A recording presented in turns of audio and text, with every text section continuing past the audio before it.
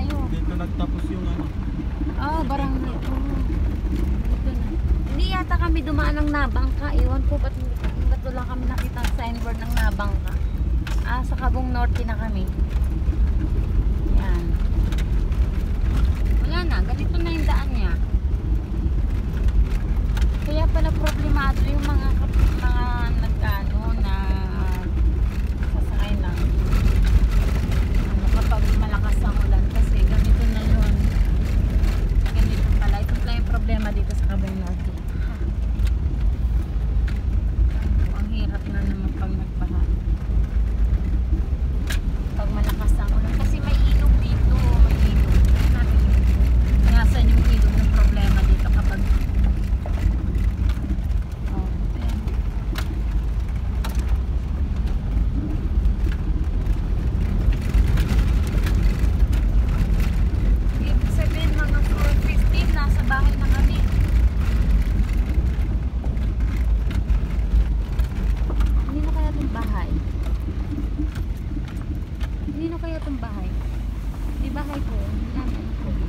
comment down below. Kanina po yung bahay. Comment down below. Kanino kaya itong bahay? I know kami nag-aaral ng high school. Kami nilalakad dito. Ba't kami nasakan ng bahay? Yan, ito po yung yung daan. Galing Cabong Norte papuntang Cabong Sabang. Cabong Sabang. Kasi may Cabong Sabang eh. Ito na yan. Ganito po. Ang hirap. Kawawa na may mga nag-jeep, lalo na yung nag-motor, tapos yung mga nag-aaral sa Nabangka. May high school kasi sa Nabangka. Ayan o. Lubak-lubak siya.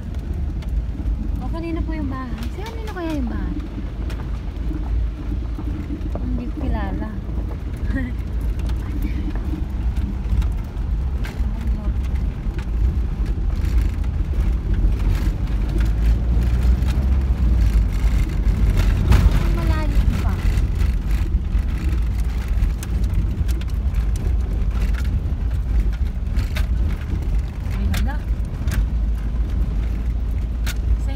Haba ng biyahe namin ngayon lang. Ito lang ganito yun na. Ito po yung ilog. Yan. Yan. Diyan po mahirap kapag umuulan. Ito, wala. Shout out po sa may-ari ng baka. Delikado po ito kapag may motor. Tapos yan yung asawa po ng pinsang ko diyan po na aksidente sa pagmumotor kasi may umano pong baka sa tabing karsada. Shoutout naman po. Ang dami mga baka baka po makadisgrasya sa magmumotor.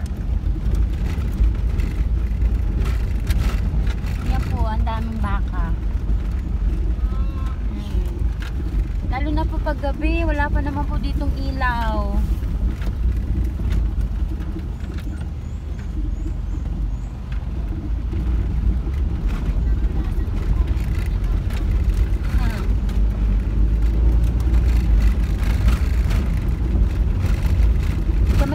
Ng baka makikitanggal po sa tabing daan kasi po delikado. Salamat.